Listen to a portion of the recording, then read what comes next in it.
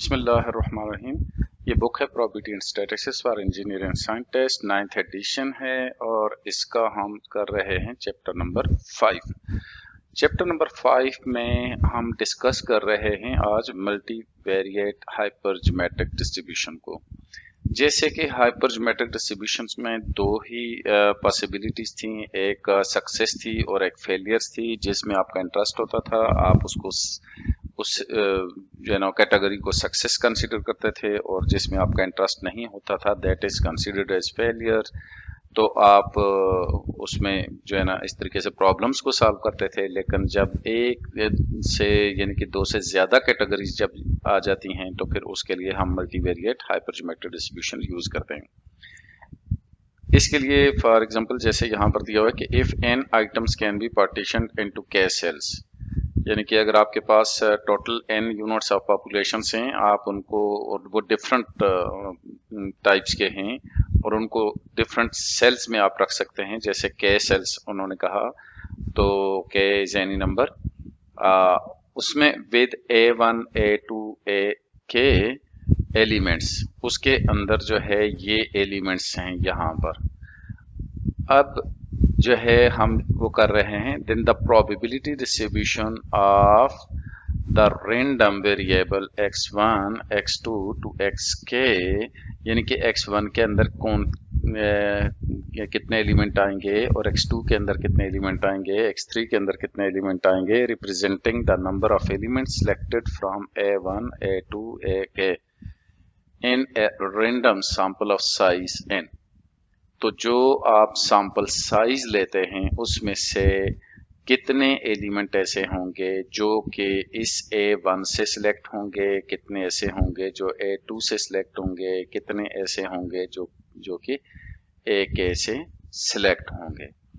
तो इस तरीके से पहले हम जैसे सिर्फ दो ही पॉसिबिलिटी थी KCX और n minus KC n small n minus x करते थे, तो यहाँ पर दो से ज्यादा हो गई हैं, यानी कि k सेल्स होंगे। तो उसमें से आप अगर जो सैंपल साइज लेते हैं तो उन k सेल्स में से कितने कितने किस सेल्स में से वो आइटम्स आएंगे। तो इस तरीके से हम ये प्रोबेबिलिटी फाइंड आउट करते हैं।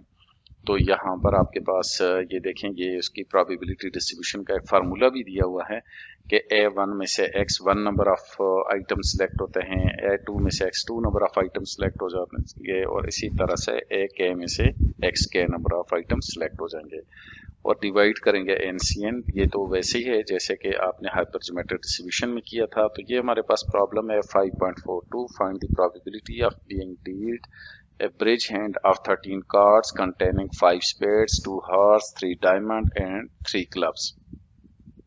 यहाँ पे इन्होंने तकरीबन 4 कैटेगरीज बनाई हुई हैं, 4 सेल्स बनाए हुए हैं, एक स्पेड का, हार्ट का, डायमंड का और क्लब का। टोटल 52 कार्ड्स हैं और उसमें से वो कहते हैं कि अगर हम 13 कार्ड उठाएं कि बीइंग डील्ड ए ब्रिज हैंड, इसका मतलब ये होता है कि 13 कार्ड्स आप पिक कर रहे होते हैं 52 कार्ड में से रेंडमली, यानी कि ये जो प्लेइंग कार्ड्स हैं उसमें से 13 कार्ड्स आपने रैंडमली पिक करने हैं। तो वो उसमें से कहता है कि इसके क्या चांसेस हैं कि उसमें से 5 जो है वो स्पेड्स आ जाएं, 2 हार्ट आ जाएं, 3 डायमंड्स आ जाएं और 3 क्लब आ जाएं। तो इस तरह से इस प्रॉब्लम को हम यहाँ पर सॉल्व कर रहे हैं। तो इसमें हमारे पास टोटल 52 कार्ड होते हैं, 13 उसमें स्पेड होते हैं और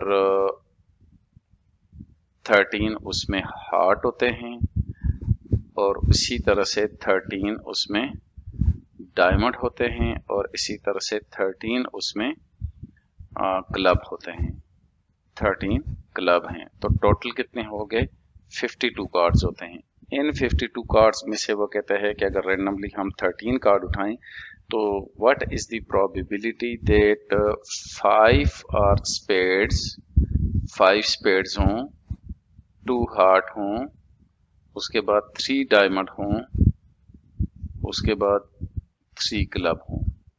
ये हो सकता है आखिरी का नाम भी बताए तो आखिरी हम टोट में से इन बाकियों को माइनस करेंगे तो ऑटोमेटिकली ये पता चल जाता है कि आखिर पे 3 बचेंगे। तो ये इसमें से आ जाएगा, ये इसमें से आ जाएंगे, ये इसमें से आ जाएंगे और इसी तरह से यहाँ से ये 3 13 में से आ जाएंगे।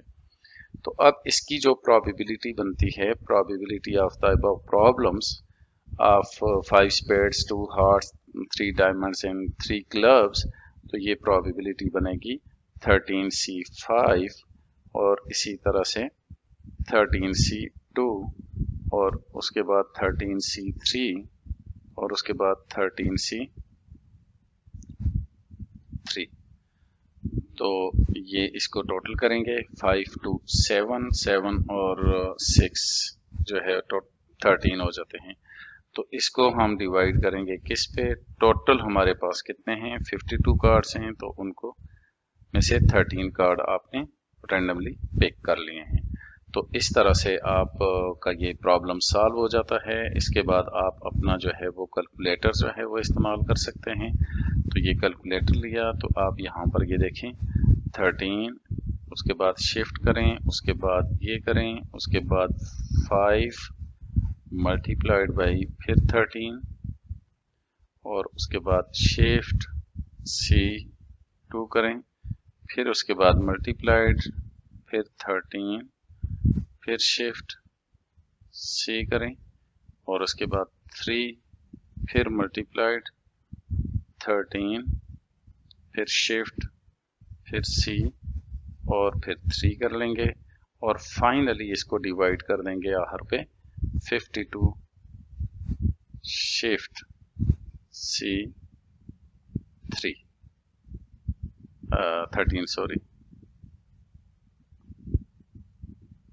13 कर लेंगे, इसको डिवाइड करें तो ये आपके सामने जो है वो प्रॉब्लम आ जाता है। या इसको आप जरा इस तरीके से करके देख लें, पहले आप इसको इक्वल करें, ये ऊपर वाला जो है ये देखें ये न्यूमरेटर आ जाता है और इसके आंसर पे आप जो है वो कर लें, डिवाइड कर लें 52C, ये देखें 52 शिफ्ट C13 और ब्रैकेट को क्लोज कर लेंगे।